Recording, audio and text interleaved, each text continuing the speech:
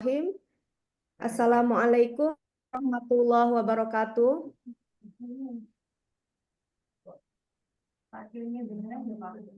Teman-teman pekerja sosial yang saya hormati, kita akan memulai acara ini dan karena ini dengan Dr. Katy Eastman, jadi akan digunakan dalam bahasa Inggris. Thank you everyone for joining today's lecture series, international lecture series. This is a cooperation between the University of Muhammadiyah Jakarta and the Indonesian Professional Social Worker Indonesia. This is, I think, the third international lecture series, and we are very fortunate this afternoon. We have Dr. Katy Eastman, who will be presenting on this topic, uplifting and living an uplifting life. But before we start and before I read Dr. Eastman CV, please Pak Puji, if you would like to give quick remarks. Sure. Thank you, Mbak Tuti. Assalamualaikum warahmatullahi wabarakatuh.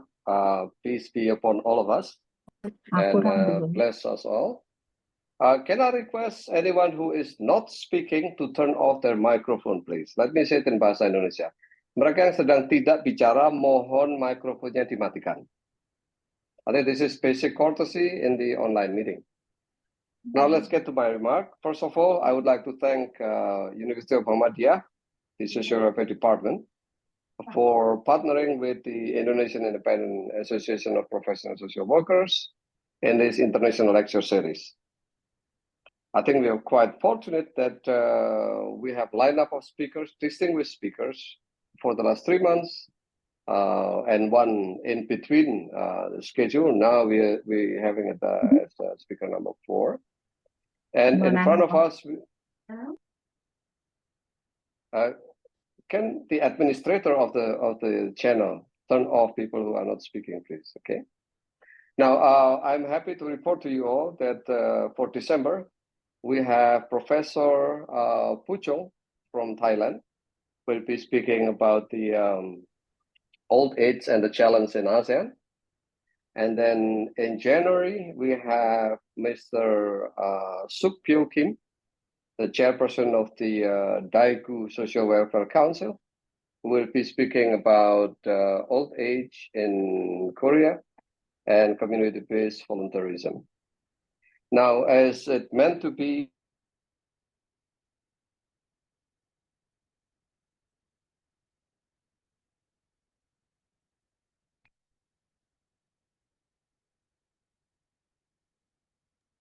Pak Puji freezing. Finally, let me thank Dr. Katy Eastman, who has been generously allowing her time to spend with us, although it is midnight in where she lives now. She has been diligently and generously giving us the introductory video, her CV, and her presentation ahead of time. This is really good opportunity. I'm looking forward, truly, with Katy and her colleagues, to keep talking about loss and recovery and growth as part of the social work practice. And I wish to have way to indigenize this into Indonesian practice. So with that, I'm looking forward to the talk, and I encourage you all to take this opportunity to debate, to express what you think, and have a meaningful conversation with Dr. Eastman, as well as among yourself. Mbak Tuti, thank you very much. Over to you. Wassalamualaikum warahmatullahi wabarakatuh. Okay, thank you, Pak Puji. Waalaikumsalam warahmatullahi wabarakatuh. Okay, let's start this session for today. I will read the Dr. Katy Eastman CV for a while, so we know her a little bit better. First, her education. Dr. Eastman got doctorate degree in clinical psychology from Antioch, New England in the healthcare specialization. and Master of Social Work in Healthcare Specialization from University of Houston, School of Social Work. Actually, I was from UT Austin, so kind of like neighbor with Houston. And Bachelor of Art from Bates College, and I think Maryland or yeah, United States. And then she is the author of the book, Uplifting, Inspiring Stories of Loss, Change, and Growth. And then her work experience, including co-owner of Recreate Coaching and Counseling, and then training consultant, organizational consultant, CEO or founder of Children Palliative Care Community in Washington, D.C., and then executive director or founder, the Jason program in Portland, and then senior advisor or founder, Germs of Care National Pediatric Training.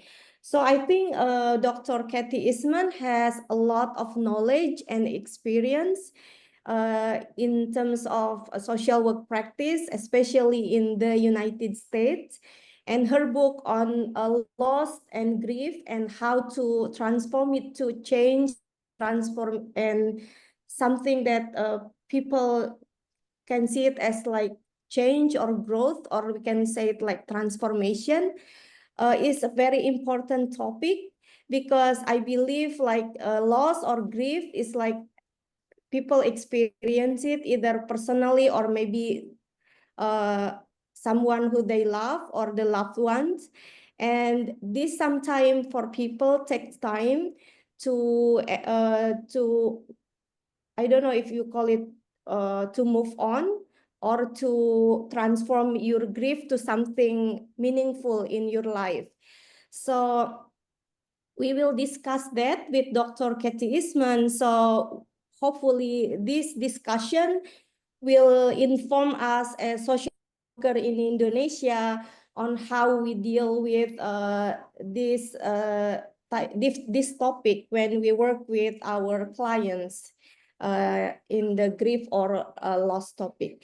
So please, Dr. Kathy Eastman, the time is yours. I think probably you have like 40 minutes, and then we can have a discussion or questions after that. Wonderful. Thank you, Tuti. And I am so happy to be with all of you. Yes, it is close to midnight, but that's all right. I'm excited because this topic means so much to me. As Tuti explained, I am the author of a book called Uplifting, Inspiring Stories of Loss, Change, and Growth.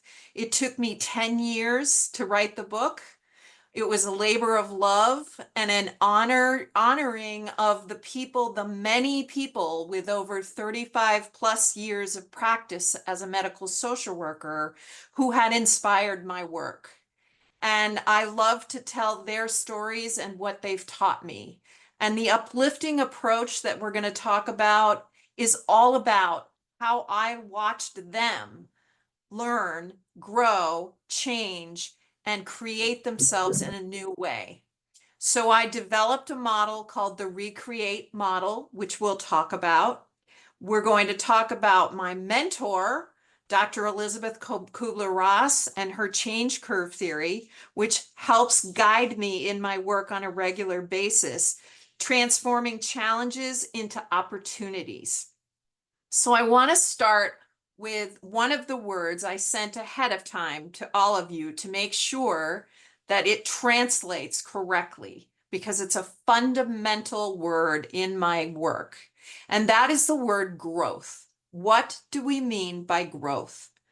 Growth is the transformation that occurs when we face challenges with courage and intention. It's the process of evolving into a more loving and purposeful version of ourselves. And what do I mean by purpose? Purpose is like the part of us that grounds us in the midst of uncertainty. It's something that helps us clarify what means the most to us. And when we align our actions and our values, then we live with purpose. So we're going to not only talk about these concepts, we're going to review some case studies that you as social workers in Indonesia may come across. And we're going to talk more about how we as social workers, but also as individuals and as organizations, can apply these concepts. So with that, I'm going to talk a little bit more about who I am. So I am a licensed medical social worker, psychotherapist, master grief coach, and I've been around for a while. I've been doing this for over 35 plus years. And my mentor was indeed Dr. Elizabeth Kubler-Ross, whom I met when I was in my early 20s and stayed in touch with her throughout my life. She became a very fundamental mentor who really guided my work throughout my life. Her groundbreaking insights on grief and change inspire me every day. As I mentioned, I'm an author, and I share stories and tools with everyone I meet, empowering individuals and communities to rise above loss and connect with purpose. I want to pause for a moment, and I want to say again another word. The word this time is loss. Loss is a universal human experience. It's not just the absence of something we value, but it is an opportunity on a daily basis to reflect on what matters to us, what we value, whom we value, and what we get up in the morning for. So when you think about loss, I want you to start to think about it differently. We're not just talking about loss related to death. We're talking about on a daily basis, tangible and intangible losses. Tangible is what we're used to, like when we lose a relationship, a home, something concrete. But equally as challenging and as social workers, equally important is the intangible, the secondary losses that are often in our lives and the lives of those we work with. For example, loss of security, sense of continuity, stability, predictability. These often accompany our tangible losses. The best way I can exemplify this is to talk about the pandemic. Remember, when the pandemic happened, we had our tangible losses, but we also had intangible losses. Most of us experienced loss of safety, loss of security. When you think about loss as a social worker, remember to always include both kinds of loss, tangible and intangible. So we're going to talk about how these strategies can help you, both as medical social workers, as social workers of all kinds, and leaders in your organizations. I want you to think about for a moment what kind of losses you encounter in your work. And if all of you would just put in the chat or on your own, write it down, just a couple of examples, because when we talk about these at the end of the presentation, I'd like to review some of your ideas of how you view loss in your work. So if I'm going to just take a moment and give people an opportunity to put in the chat examples of how you on a daily basis in your work view loss. What kind of work do you do where you experience loss?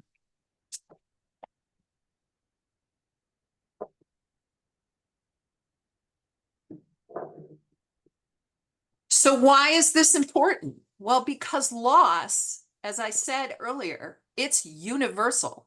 It happens everywhere all the time. And every human being experiences loss and change.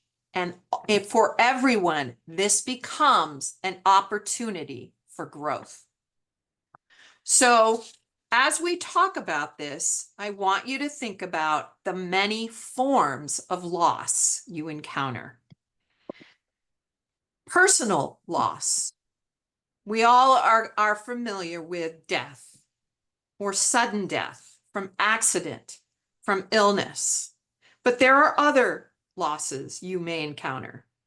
Displacement, when families are affected by natural disasters like earthquakes or floods.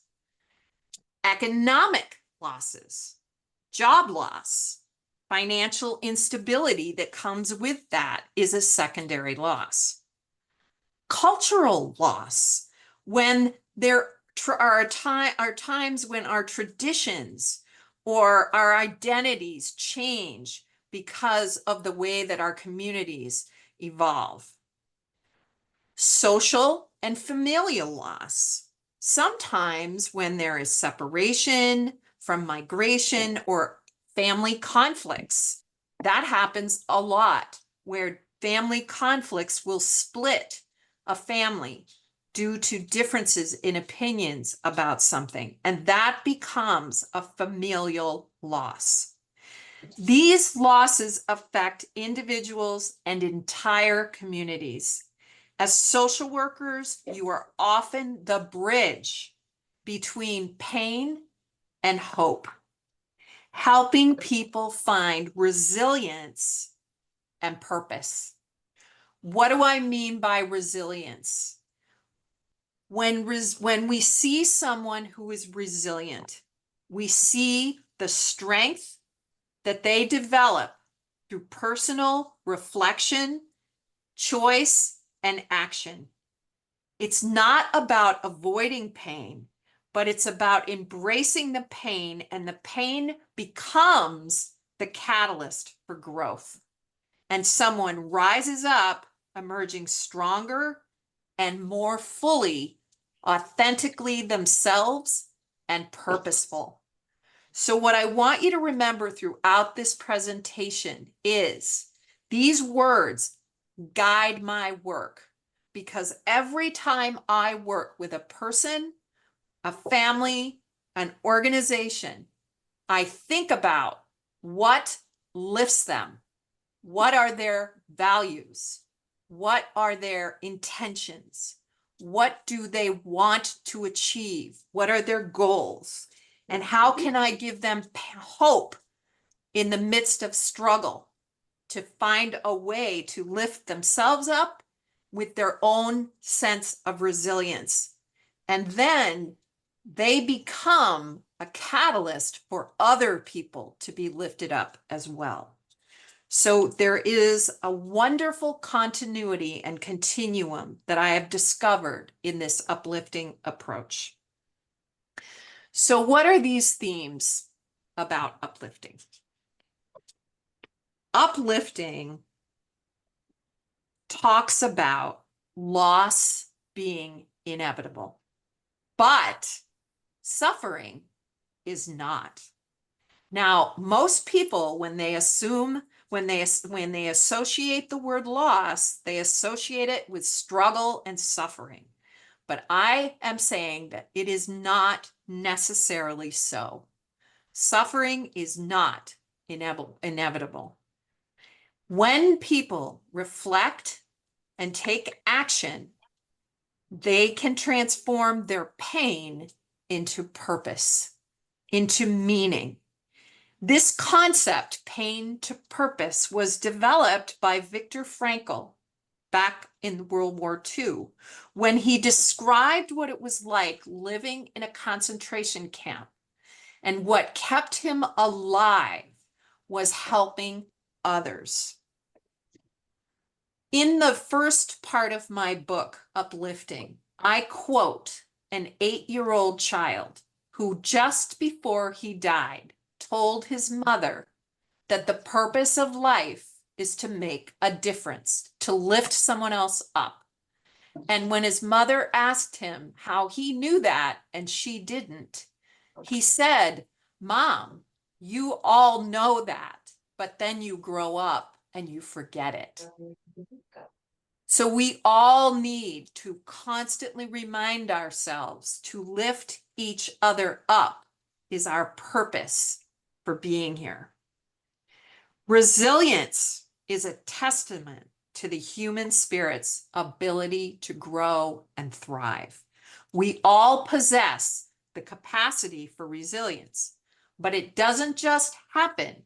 We have to draw upon our skills, our gifts, our talents, and our ability.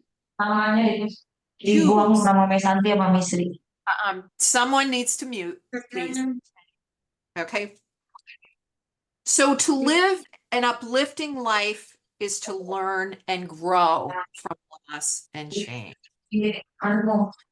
So what do we mean by change? And Tuti, would you make an announcement that someone needs to mute, please? Bapak Ibu yang tolong di mute ya. Bu Aam Aminah, please. Bu Endang Rudiatin di mute. Okay, thank you. All right. So what do we mean by change? And why did Elizabeth Kubler-Ross talk about it so much? Change is an eternal force in our life. It's always with us. We always go through change. Every day there are changes. It's accompanied oftentimes with uncertainty and fear. However, it doesn't have to be. It can be a catalyst, an opportunity for change can make us better, stronger, wiser, a better version, a more authentic version of ourselves through transformation, prompting us to find a better way to adapt, reimagine our lives, and grow. So I want you all to take a moment and think about a recent loss or change that you helped someone go through. Which steps in this model could have been helpful? So I'm going to talk about those steps in a moment. And then I want you to think about this scenario, this story, this example using these steps. All right. The first is shock.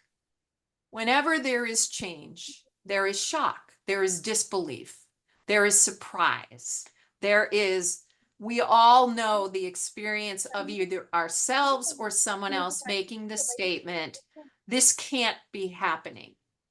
Or, oh no, that couldn't have happened. Or, I can't believe this.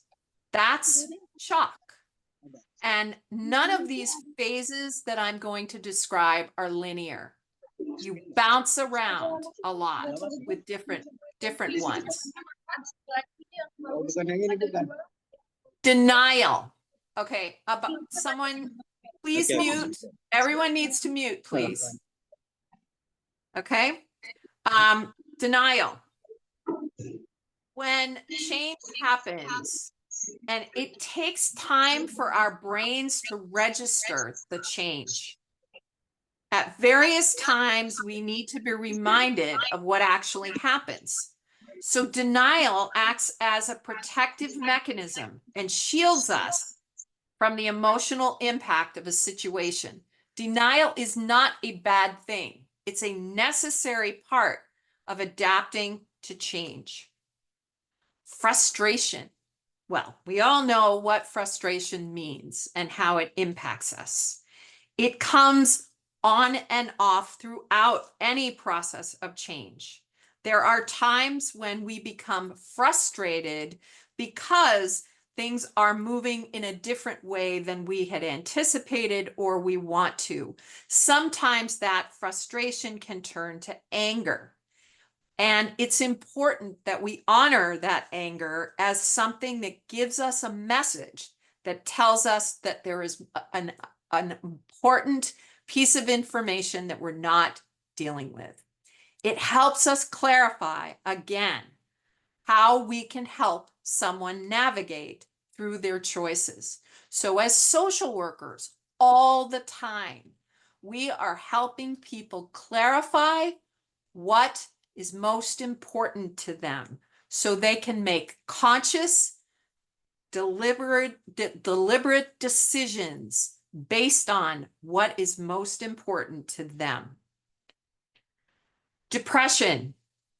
Depression often comes throughout the process of loss and change because oftentimes there is sadness, hopelessness, and the loss may resurface at different times as different experiences happen and inform us and also require us to make adjustments. So the impact of the change may become more apparent over time. You as a social worker are constantly needing to check in with whomever you're working with as they go through these changes to see what the impact is today, because it changes over time. During periods of experimentation, individuals start exploring and trying new ways to manage change. This might be proactively, or it might be just someone testing something. It might be somebody just trying something and seeing how it works. It might be trying a new behavior. It might be shifting an attitude. It might be a small adaptation. But you as social workers, we as social workers need to help them, support them in trying new ways of managing whatever the situation is that has changed. Decision. What I have phrased choice points. Throughout any major change, even minor change, we make choices throughout.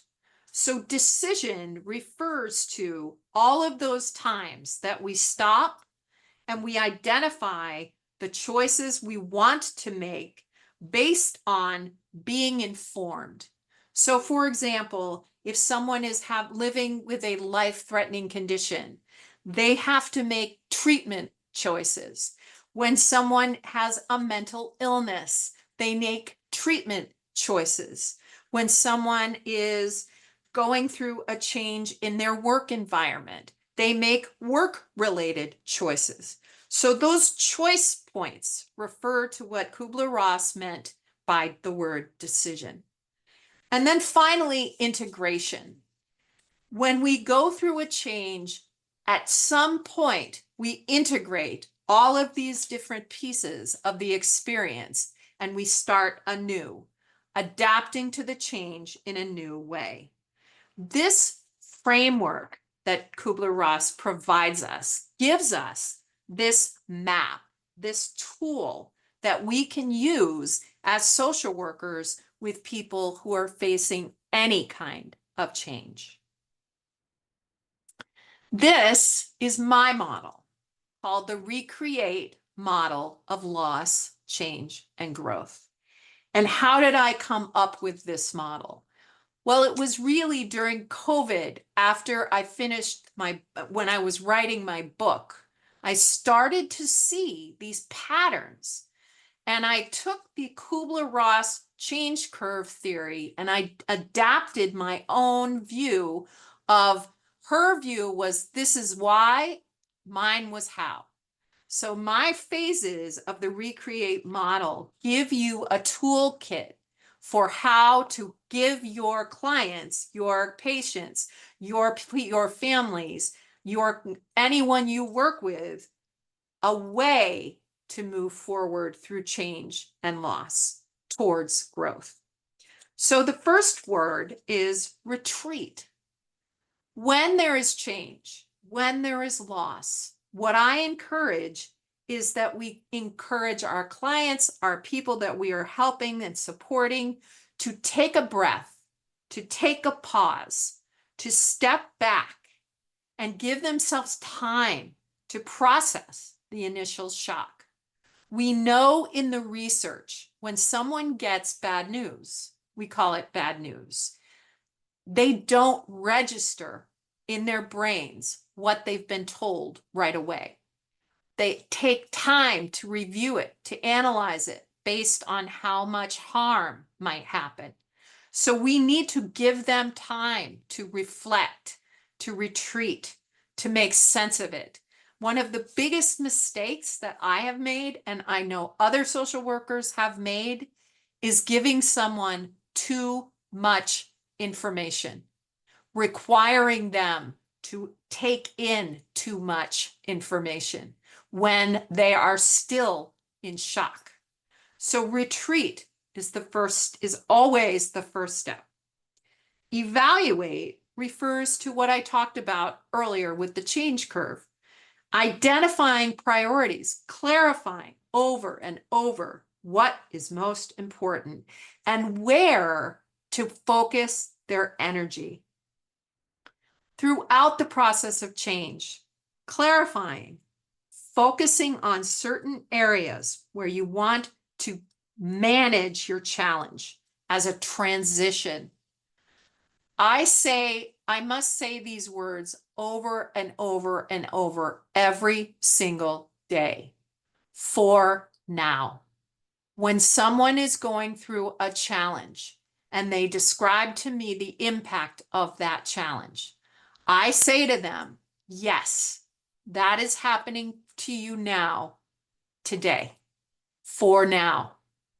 It will change. You will make it change. Some of it you will revisit, but it is for now. So it gives them an opportunity to see that change is a potential for growth. It does get better. Responding.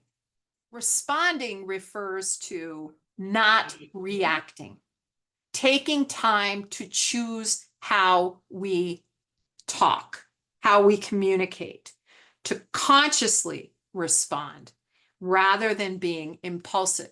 Because when we are stressed, all of us, we tend to react. We tend to communicate emotionally without taking time to consider what we want to say and how we want to say it. And when someone is going through change and transition, they tend to be more vulnerable to reacting versus responding. So one of the tools in my toolkit is teaching people to respond. Explore. One of the wonderful aspects of being a social worker, we get to help people explore opportunities. We get to help them think creatively. We get to help them be curious about what is possible. That is an important aspect of what we do. Alternatives. Many alternatives. There are so many different ways that we can embrace a new normal. We use that phrase a lot here in the United States. The new normal referring to when a change has happened, we need to get used to the change as being our normal life. It's now part of who we are on a regular basis. And accepting that there are alternative ways to do that is an important part of the process. Then I came up with the word turn. As we commit to moving forward with our change experience with purpose, that becomes a turn in our life, a turning point. And then finally, evolve. When we have integrated all of these pieces into our lives from a change, a loss, we have moved into the growth period where we are a more purposeful, wiser, resilient version of ourselves.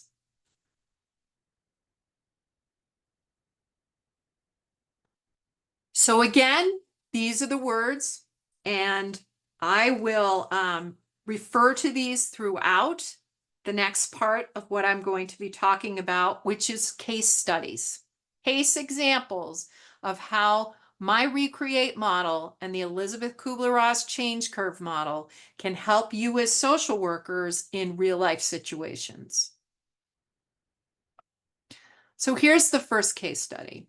And please, throughout this, make any kind of comments in the chat that we can refer to afterwards, because I really do want this to be an engagement and a shared conversation.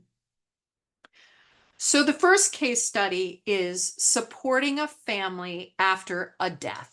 That is probably the most common example of how you would associate the word loss. So as I describe this case, I want you to think about what we talked about earlier.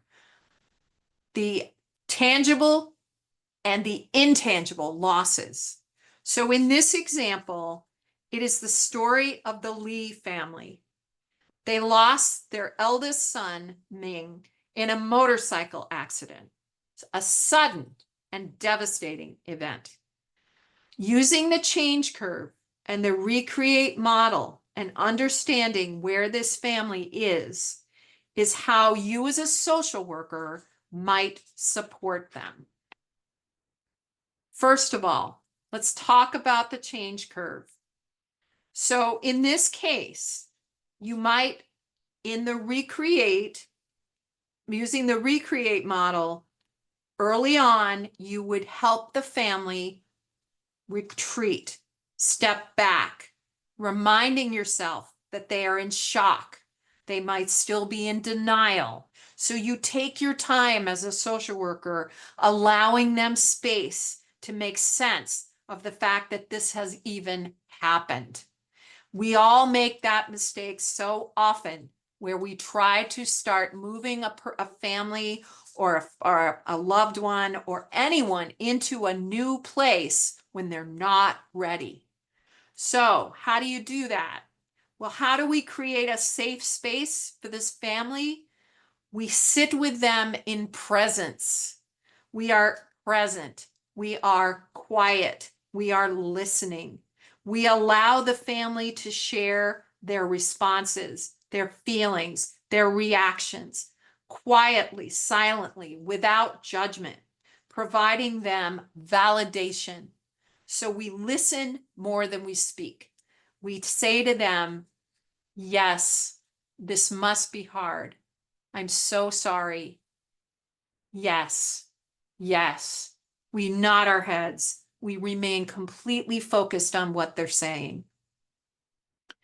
So that's the R. The E, evaluate. This is where someone might be in the anger phase, where they are simply frustrated with what has happened and they're identifying what might this mean long term. So what you as a social worker might do is explore with them during this time what's most important to them. What do they want to make sure maintains their family cohesion and supports the siblings of this person who is now gone through their education? The family may honor the person who's died through their next steps. You might help them begin organizing their emotions into priorities, actionable priorities, so that they feel some sense of control.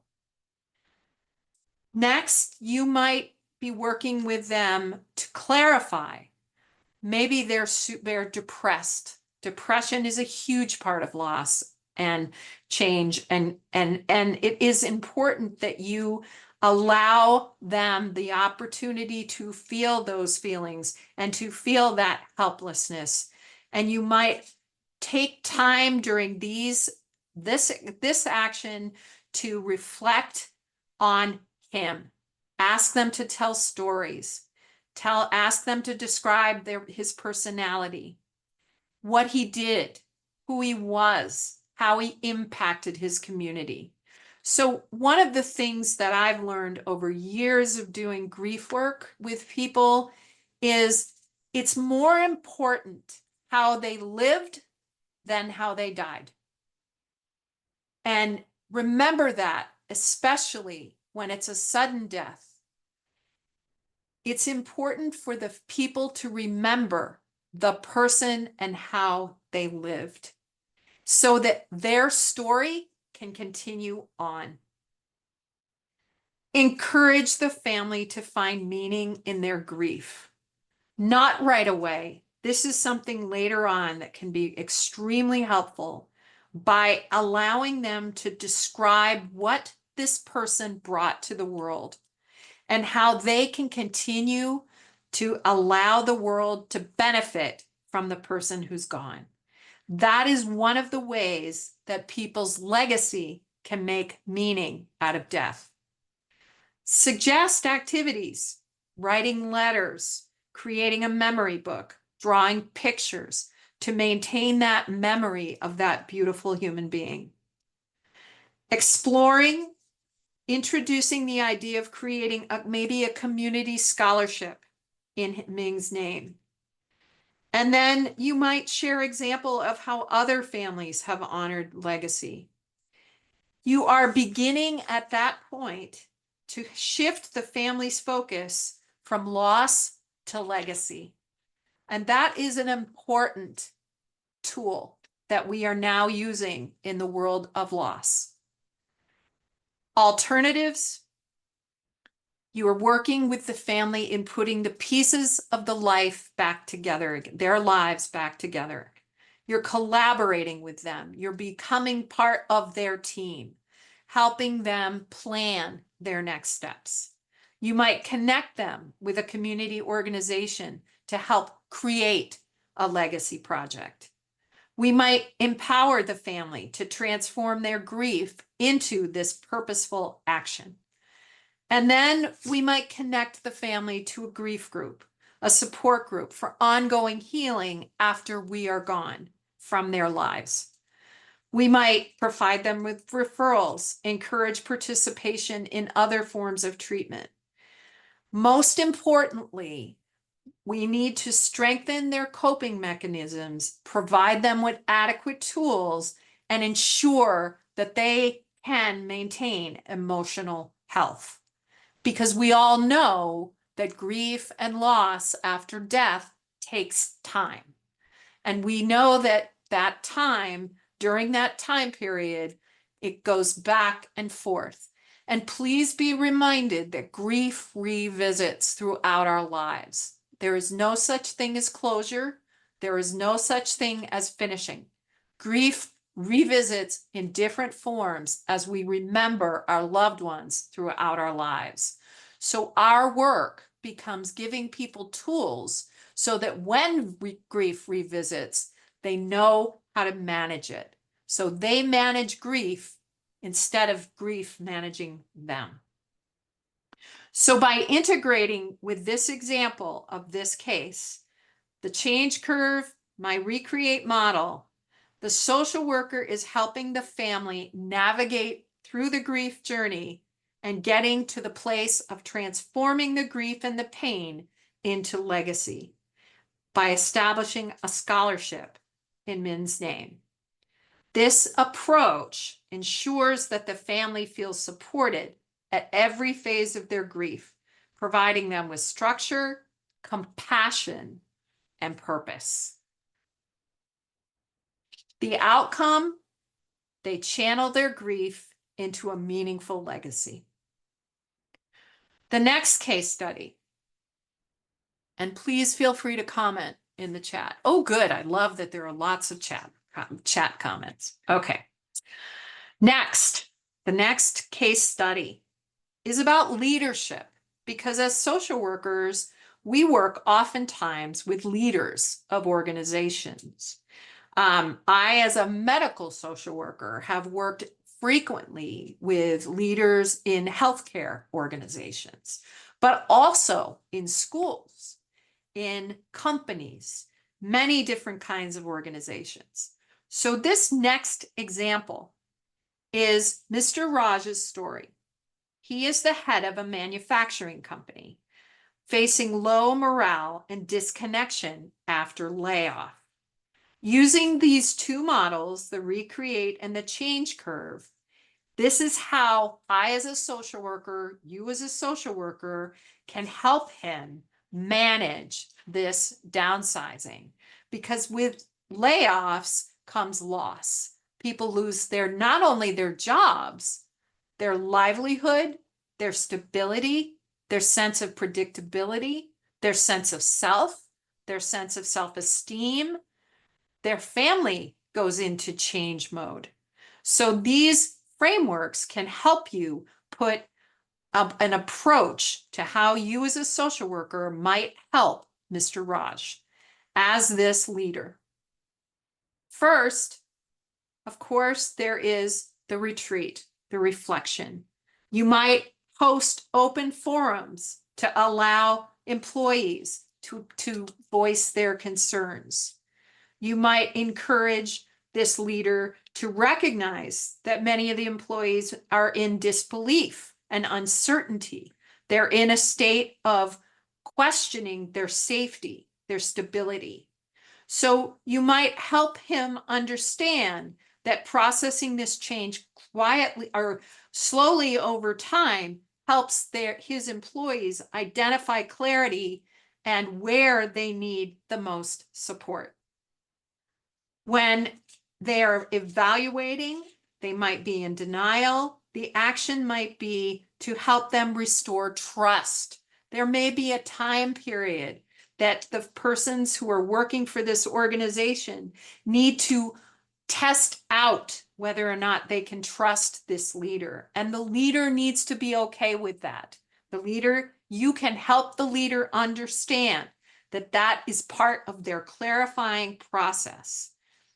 You might help them identify resistance by understanding the reality of a layoff takes time, and communicating with the employees why this change happened is an important step in helping them build that trust. You help the employees move past denial by fostering transparency. This is also an opportunity to reaffirm the company's mission. So when we in healthcare organizations go through periods of time where people lose their jobs or there are changes, reaffirming our mission helps get us through those difficult times, those difficult changes. Being curious, using questions that come from your frustration, from those times when we might be angry, is using our power to say, I need to know what can happen. Be curious. Foster curiosity and questions. Help people turn frustration, anger, and into curiosity and opportunity. Depression, help people create programs to empower them and allow them to feel like they're fostering change. Recognizing and always allowing for the feelings of sadness, loss, hopelessness to repeat and resurface, and without judgment, allow them to come forward. From doing things this way with an organization, we help employees create initiatives to improve the culture, and we create a compassionate culture. So again, I want to repeat that one of the most important factors in fostering compassionate culture and loss change to growth is listening, allowing for grief, allowing for the emotions, allowing for the responses, giving space for people to verbalize those as they make sense over time. The outcome is you've helped this leader create a roadmap for emotional recovery and organizational transformation. Now his leadership is grounded in transparency, empathy, and action. The employees feel heard, valued, and supported. And this combination of these two models ensures a dynamic and a slow-moving change that fosters trust and long-term stability. And the third and final case that I have for you is this organizational component. And this organizational model that I'm presenting to you, you can use this same idea with not just organizations, but families, teams, any groups that want to be more compassionate and communicate more compassionately. So this final example is a tech company who is identifying burnout and disengagement among employees. So oftentimes as social workers, we're called upon to work with teams, members of teams who are experiencing these challenges like burnout. And using these models, what we help them do is transform the workplace.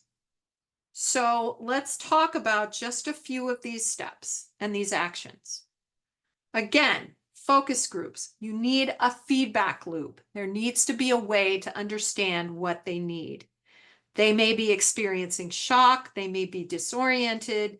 You're creating safe space by giving them opportunity to talk, to share honestly without judgment. That way you are beginning to validate their experience and you're building trust by signaling that you hear them. Identifying key areas for improvement, allowing employees to work on what they see as potential, get the data from these focus groups and apply them, help them move past their struggles of feeling helpless and put that energy into a clear vision of how things might change. Revisit core values, craft maybe a new mission statement or a new version. Frustration arises in human beings when we feel lack of control, lack of power, lack of ability to take action. Empower people to feel like they have a voice. Channel their frustration into constructive action. And when people begin to feel depressed, oftentimes the depression is from the inaction. Introduce to them, I call them baby steps, small steps that they can take to make positive, productive, purposeful change. And then finally, if you are taking action as the employees begin experimenting with these new ways of working, recognize their changes, their achievements, and help them integrate the old with the new. The goal becomes to ensure that the new culture is compassionate because people all feel like they belong to it, they've contributed to it, and it's sustainable.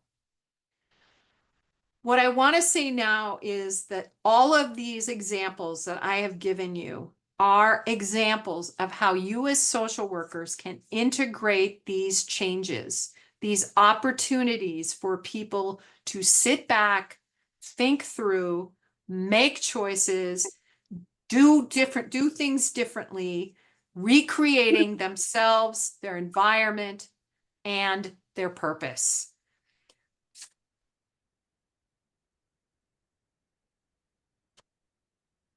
So I want to say now that we all, as social workers, we have a call to action, that we have an opportunity to bring to every aspect of our work this uplifting approach.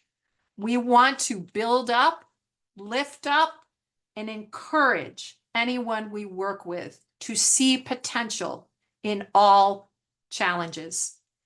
Through these case studies, we've learned how these tools can help families, leaders, organizations rise to the occasion of these challenges with resilience and purpose.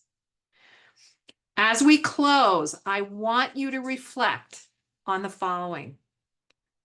What tools or strategies have you gained from this conversation? How will you incorporate them into your work? How can you lift up others, whether it's through being a more compassionate listener, empowering resilience, fostering growth? When we have a moment to talk about these things, I'd like to hear from you what some of these tools are that that resonate with you the most. And I want to go through just a few takeaways that I hope you heard from this presentation. Acknowledge loss with compassion. Listen more than you speak.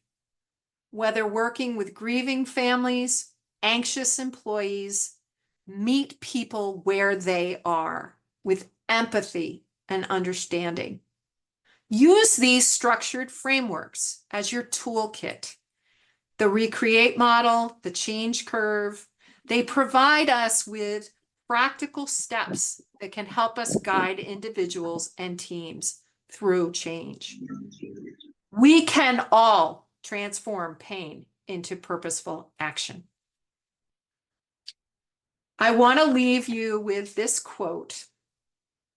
When we uplift others, we uplift ourselves, and together we rise.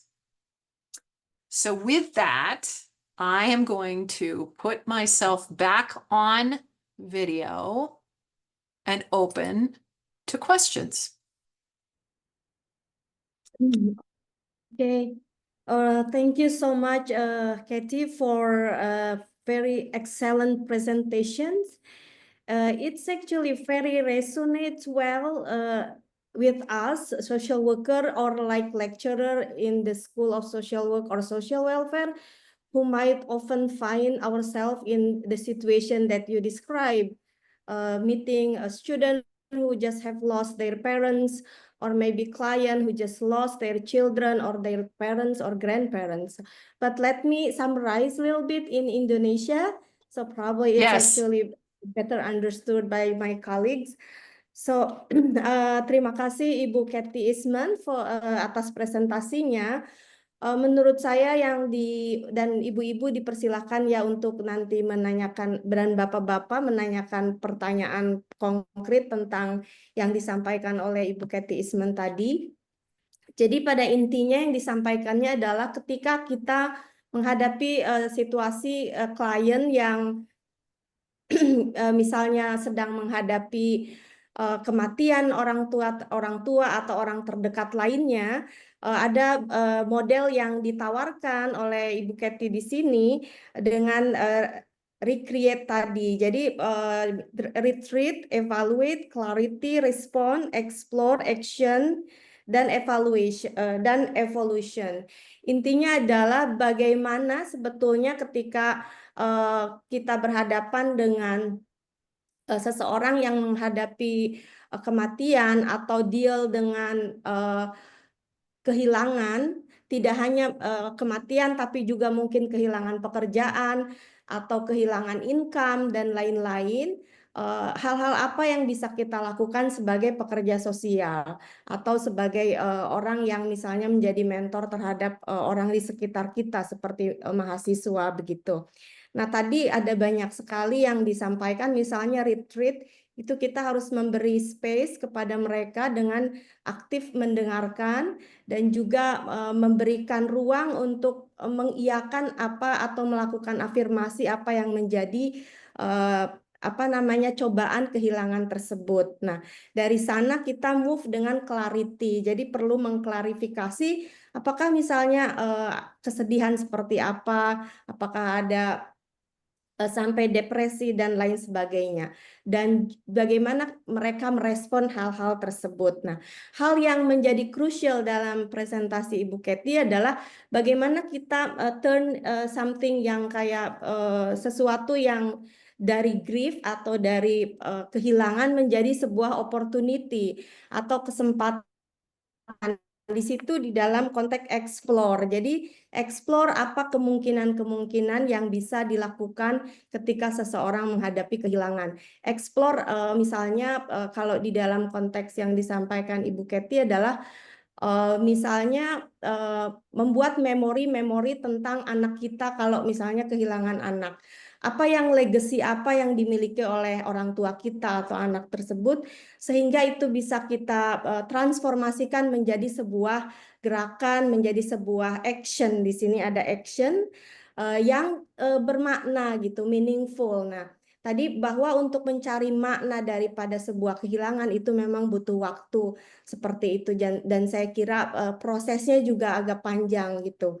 Nah, mungkin itu akan jadi pertanyaan kita kepada Ibu Kety, tapi intinya adalah bagaimana merubah dari grief atau kehilangan menjadi sebuah kesempatan atau opportunity dan bertransformasi menjadi suatu action yang dilakukan untuk punya kebermanfaatan buat orang lain. Jadi mungkin itu ya sedikit summary. Mudah-mudahan, tapi tadi banyak banget dan juga contoh lain yang menarik kalau misalnya kehilangan ada layoff atau apa itu namanya di sebuah organisasi yang mem-PHK-kan banyak apa namanya pegawai itu juga sebuah kehilangan buat banyak orang. Nah, di situ di case kedua ada contoh bagaimana kita deal dengan kasus kehilangan yang bukan kematian tapi adalah kehilangan dari sisi misalnya pekerjaan, pendapatan dan sebagainya. Nah, jadi so I think that's the summary from me. We also actually good that we have actually text in Indonesian language to understand your presentation here. So silakan Bapak Ibu kita mungkin bisa sampai 40 menit, 30 sampai 40 menit ke depan untuk so we have about 30 to 40 minutes. Is that okay with you to take Yes. some questions from the audience? Actually, my Yes. very question come up to my mind is like how long it takes for you in general to deal, I mean, to work with the client to process this from retreat to action and evolution or transformation that you mentioned earlier. That's my first question actually. Before Well, we it hear depends. from Yes, that's a great question, Tuti. It depends on the loss. It depends on the change, and it depends on the impact. I had one client who actually is in the book. She, her story is called Rediscovering Hope. And she was a mother whose 15-year-old daughter took her life. And that mother I worked with for 3 years. I've worked parents who lose children. I usually work with them for 2 or 3 years. Parents who are, or widows, widowers, depending on how old they were, how long they had, what kind of relationship, might be a year, might be 2 years, might be 6 months. It depends on anything. People who are going through life changes like downsizing, work changes, might be 6 months, 3 months. So it very much depends on how the loss is impacting their life, the level of intensity, and how much it's impacting their life.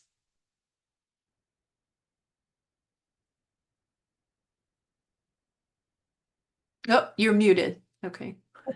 Sorry, yes. There we go. So That's please, okay.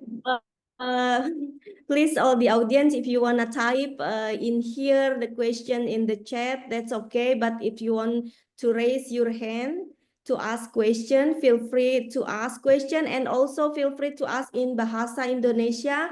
I will translate it for Kety, your question. So feel free to ask question. So actually my follow-up question, if like social worker only have a very short period of time to deal with this case, like for instance, I met someone who has lost their mother, but I only have 3 sessions or maybe a month to meet with them. What do you think that we need to prioritize if that's the case? When you have a short, because yes, absolutely, we don't have the luxury often of have 6 months, 3 months. Especially if you're a medical social worker in a hospital, what I encourage people to remember is helping a family member, a loved one, an individual clarify what matters to them, what is most important in their lives that they want to ensure is maintained. Whenever we go through loss, it's an opportunity for us to reassess what matters, what we value. And so making sure that you ask the family or the people that you're working with to identify their needs, their wants, and their priorities. And encouraging them to ask questions and to make choices throughout the process based on what they've identified as those priorities.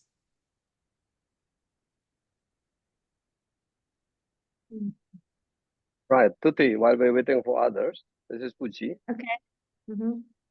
Yeah, please, Pak.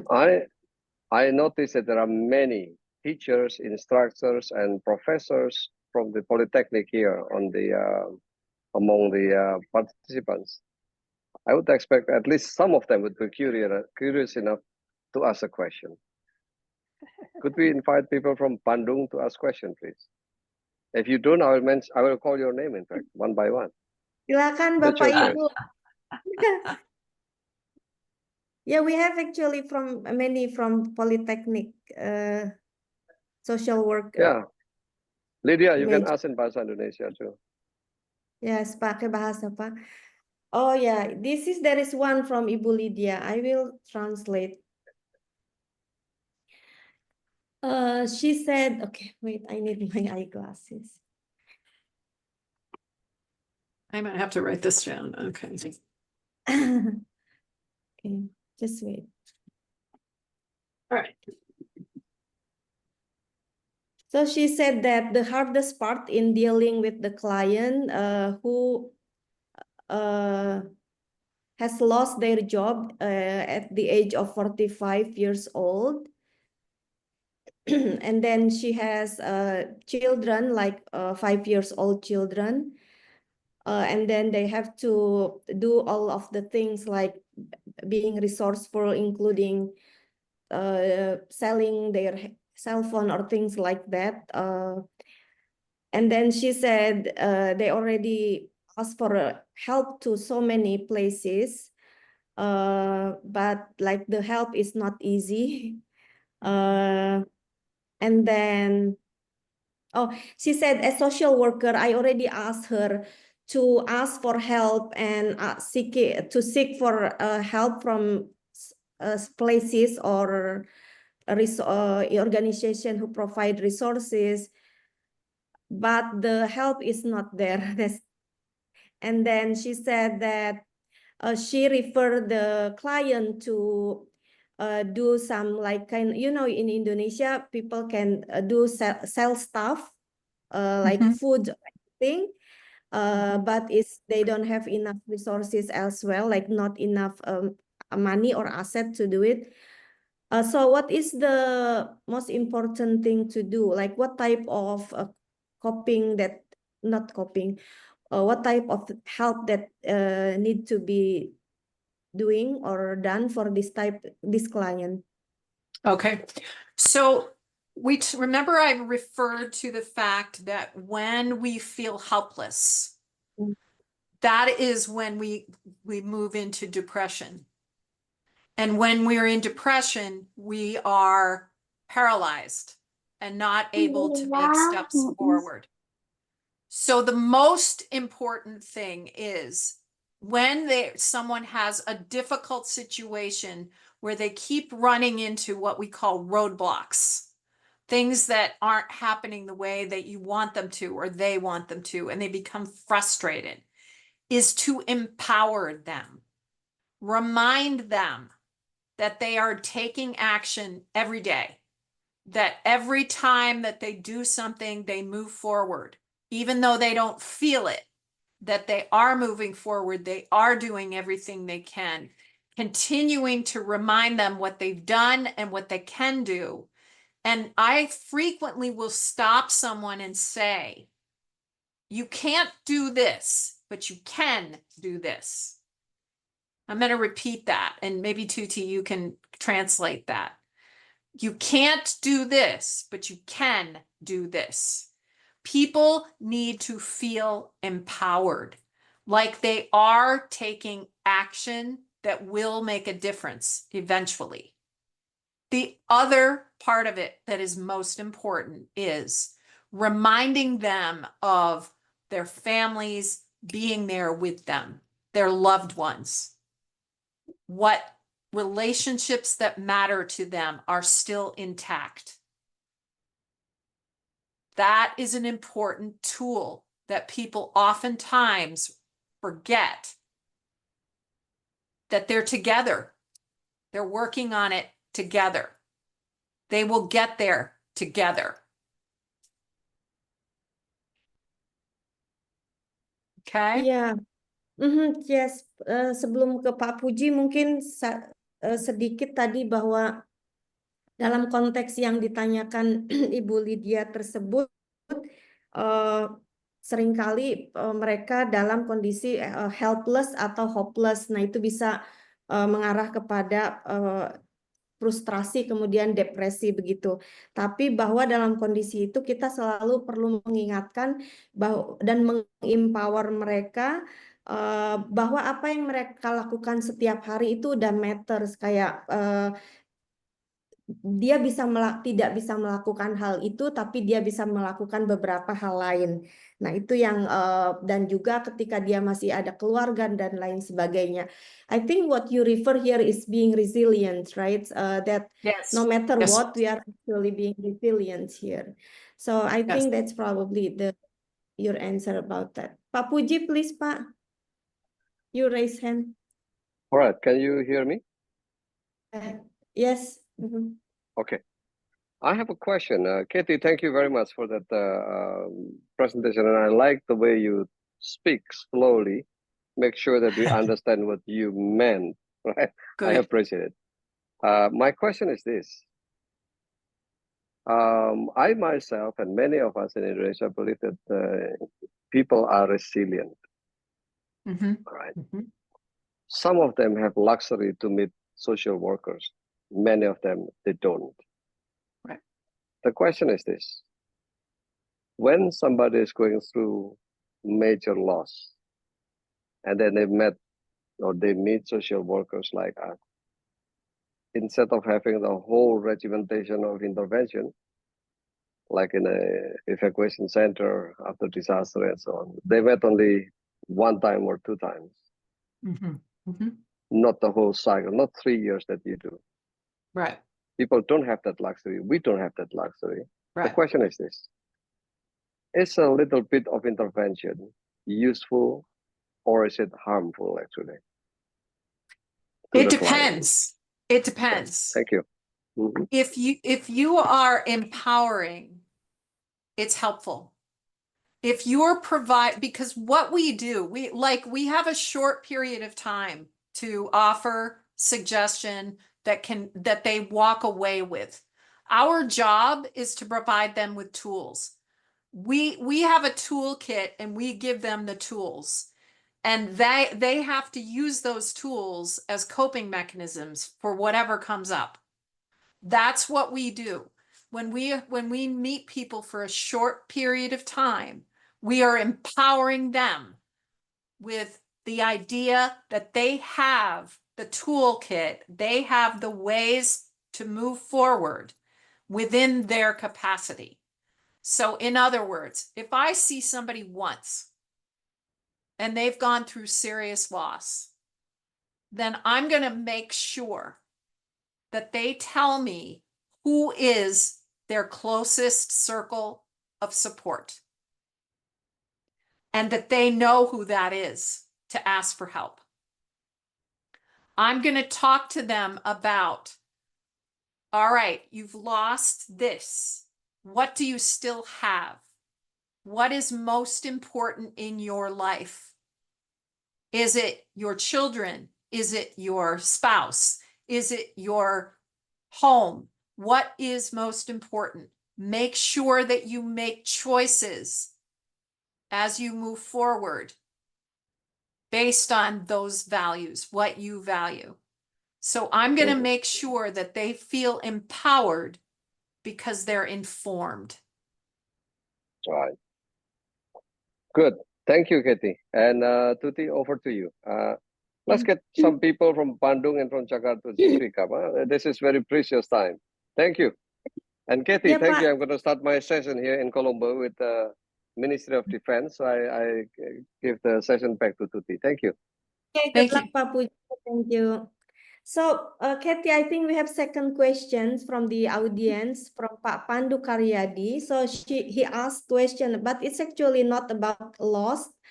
That he had schizophrenia and injured head injury, patient with head injury and schizophrenia who actually really need treatment and need a role of the families, I mean the family caregiver. But the problem is the family have a narcissistic personality disorder. So that's become a burden or like a hassle or challenges for social workers. So what do you think? How do we need to communicate with these families who have that NPD, narcissistic Okay, narcissistic. personality disorder? When we work with people with narcissistic personalities, we are not going to get them to be empathic. Instead, what is something I have learned over many years is to make a suggestion that allows them to feel like it's their suggestion. In other words, saying something like, "You're really resourceful. I am guessing that you've already figured out that you need to call X person." Okay? So in other words, by using that language, the narcissist takes that language and says, "Oh, what a great idea I just had." Even though you've planted the idea, you've said it in a way that it becomes theirs and they're proud of themselves because they own it. It's communication that allows you to communicate with a narcissist, because if you try to be in empathic language with a narcissist, you'll get nowhere. But if you get them to think something is their idea, they will take hold of it. Does that make sense, Tuti? Okay, yeah, that's actually very interesting. So, Ibu Kathy bilang kalau kita bertemu, I will just translate what you said because Okay. it's very important. We often met with this type of client or families. Katanya kalau dengan orang NPD itu kita tidak akan bisa berhasil karena mereka narsis. Jadi untuk membuat mereka empatik dengan situasi klien atau bahkan dengan kita misalnya pekerja sosial yang menangani keluarganya itu sangat sulit. Instead, jadi seharusnya kita bikin suggestion kepada keluarga yang seakan-akan itu ide mereka. So make suggestion that feel like it's their suggestion. mabuk kayak orang lama di gue. Orang dari kas itu Sorry. So, jadi nanti yang orang narsis bilang, wow, that's a great idea, that's my idea, kind of like that. And then they will probably have willingness to do something because they own it or they sense for them. Yeah, that's actually from Kathy's Yes, answer. right. Because a narcissist has a fragile ego. So if you feed that ego, they are more likely to listen to your idea and make it their own.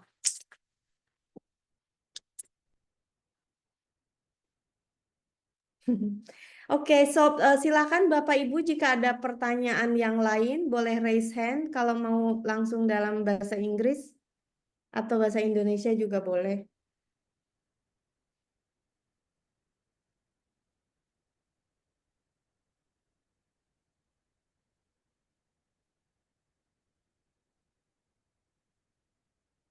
Dari UMJ Ibu Aca silahkan. Oh, there is another question. Okay. Ibu Wida silahkan Bu mau langsung bertanya. Oh, okay. So here's the question. So I need to read it.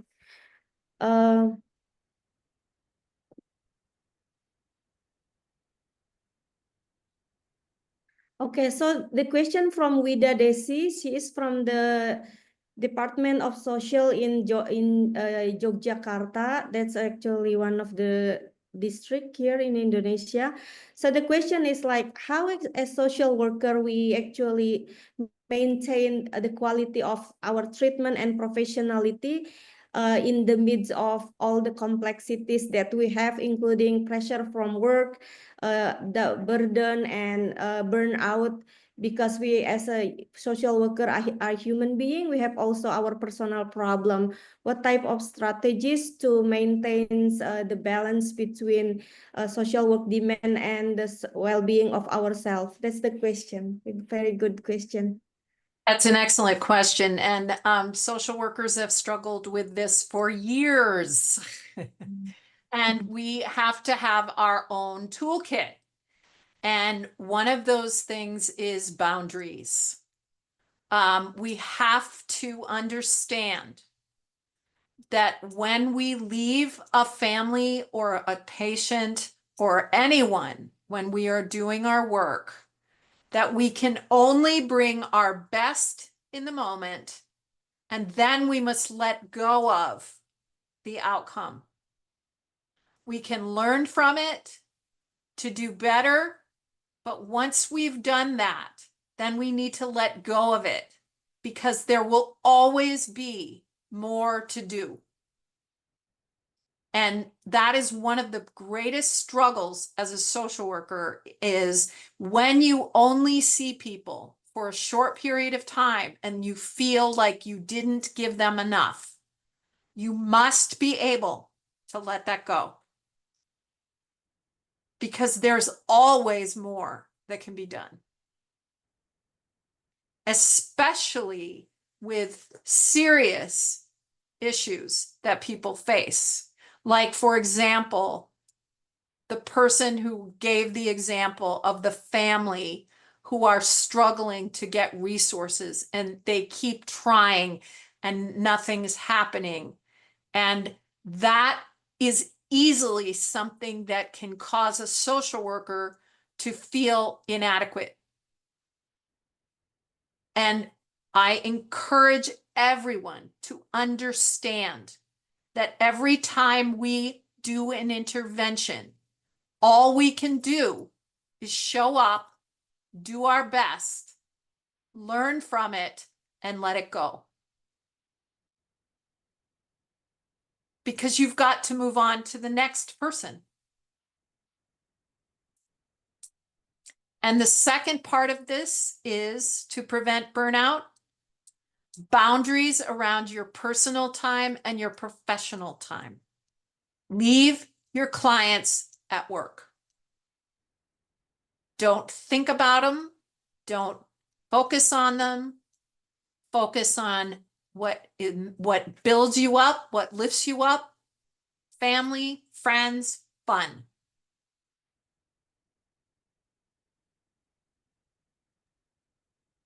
Those two boundaries.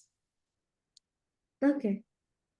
So I think that's actually a very great point, Katie, about boundaries, because not a lot of us actually put effort on making boundaries with when we are working with clients. Sometimes I heard someone even give them shelter because they have nowhere to go. But that's actually very good action in our side as human being and someone who are compassionate about our profession. But that's actually probably, or in your over limits, or I don't know what you call it.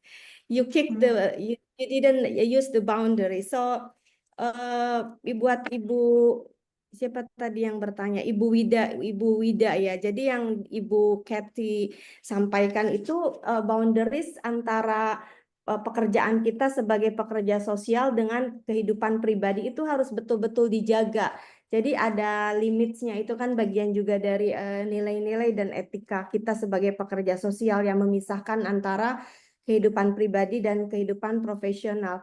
Ketika kita sudah melakukan hal yang harusnya kita lakukan, when we have done what we need to do, Kathy bilang, we must let go of the outcomes. Jadi kalau hasilnya itu nggak sepenuhnya tanggung jawab kita sebagai social worker, tapi itu ada banyak faktor yang mempengaruhi keberhasilan. Saya kira itu ya.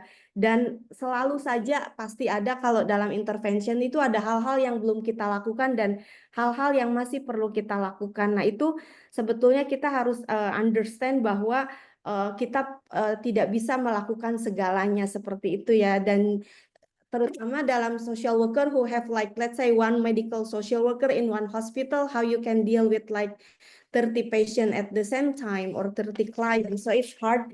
Jadi kita perlu menegakkan boundaries itu karena kita juga harus menangani klien-klien yang lain. Itu dari Ibu Kathy jawabannya.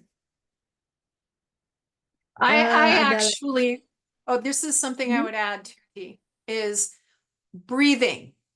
I would, in between clients, and I worked with a lot of dying people.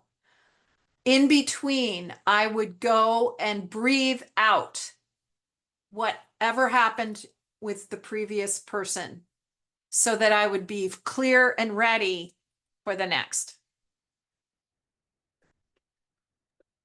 Okay, I think that's very good and very technique that katanya breathing ketika selesai satu klien terus mau menangani klien yang lain. Ketika setelah satu klien keluar ruangan, kita breathe dulu supaya pikiran kita lebih fresh sehingga menangani klien berikutnya bisa lebih baik. I think that's a very good technique. Sometimes as Muslim we go take ablution to the bathroom or do something, and then when we go back to our chair and desk, we feel better. Yes. Yeah. Yep. Yeah. Okay, any other questions? We have actually 30 half hour past 3 here, 3:30. What time in your DC time? What time is it now? In your time? It's 12:33. It's after midnight. Yes. Midnight. Okay. So I had a cup of coffee beforehand. thank you so much. So I think Bu Wida, Desi said it's very helpful. Thank you, Kathy. She said she will learn to try what you said. There is do you want to read yourself from Garina Blara? She asked question in English. Okay, let me see.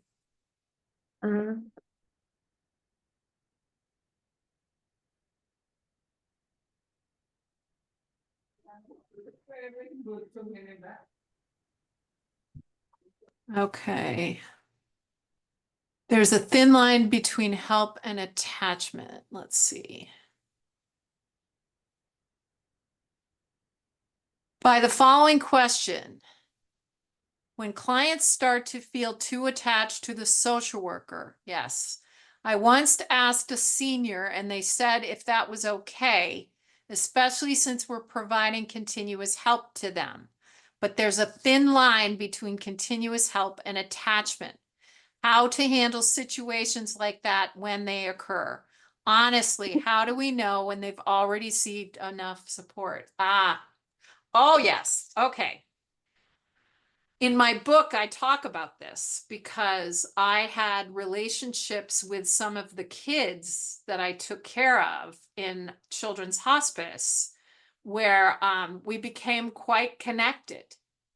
And having a boundaried relationship that's professional requires clear boundaries. So when she says there's a thin line between continuing help and becoming attached to your client, well, a lot of the question becomes, what's the professional context? What is your role supposed to be? What are your goals for this person? Have you done everything you can in the role of social worker that you are meant to do? If you go beyond that role, you are no longer providing that boundaried relationship. Okay, so our role as social worker with, say, someone who is seriously ill or a senior in this one, if you have done what you are supposed to be doing in your role as social worker, you've helped them identify goals, you've helped them identify coping mechanisms and strategies, you've given them their toolbox, then you have done what you are meant to do as a social worker. Any support you provide after that is human support. Does that make sense, Tuti? Yes, it does. I don't know if I have to translate, but Garina actually asked in English. But what you mentioned here is like, tadi kalau contohnya adalah terlalu attach dengan klien kita, Kathy menyampaikan kita harus menanyakan kembali konteks profesional kita apa, role dan tujuan kita menjadi social worker apa. Kalau kita sudah melebihi dari goal dan tujuan kita, berarti kita bukan lagi menyediakan social work treatment or services, but it's more human being. You said, right? The last point Yes, is human connection. And that's important. But when it starts to take away from the professional, then it becomes a boundary issue. So our role is professional. When our role as professionals starts to get smaller and our role as human gets bigger, then we're taking away from our capacity as a social worker. And then it becomes a human relationship that is different from a boundaried professional relationship. Yeah, I think that's very important because actually the one who know the boundaries is ourselves, yeah. Whether we Yes. whether actually we pass the boundaries between professional social worker or us as human to Yes. that services, like in terms of human connection. Right. Okay. And I teach and help people understand that is like a dance. It's like a dance. We dance this way, we dance that way. Sometimes we go this far, sometimes we go this far. But the most important part is that we know what we're doing. We don't just do it. We know we're moving into the human zone. We know we're moving into the social work role. Where are those boundaries?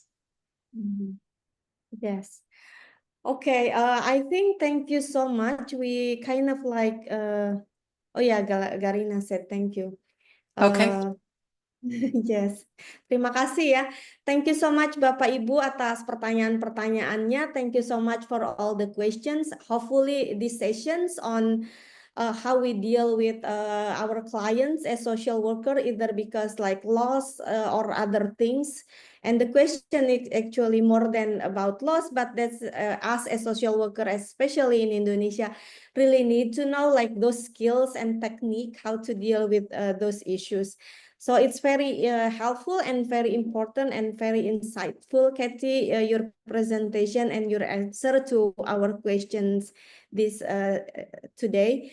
So I think that's probably all, since actually here in Indonesia is heavy rain, so some people maybe got lost connection. All Yeah. right. Okay.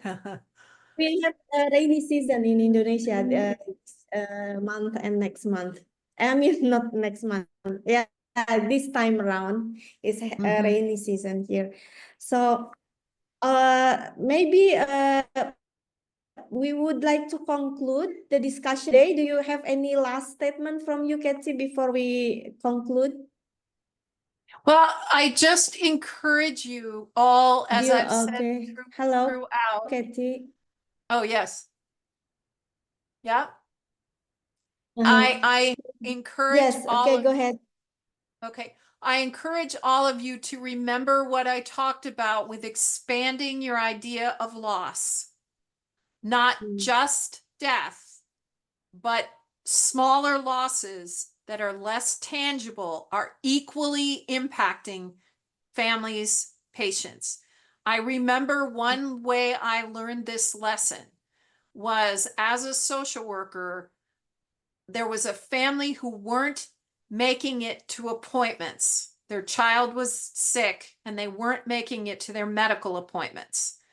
And people started blaming the parents and criticizing the parents.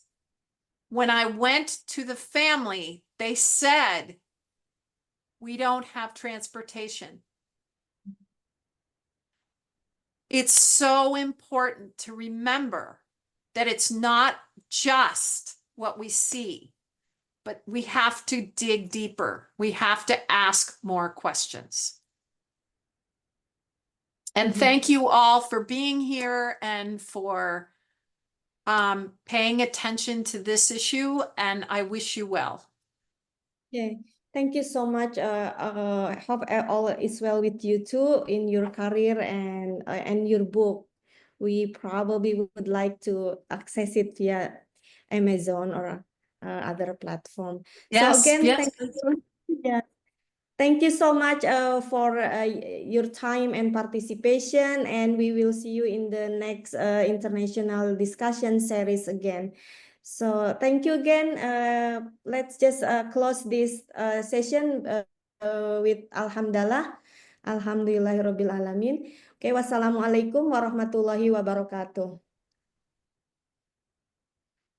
Okay, Katie. Waalaikumsalam warahmatullahi wabarakatuh. Thank you, Dr. Katie Eastman. Ya, terima kasih. Waalaikumsalam. Thank you, Dr. Katie.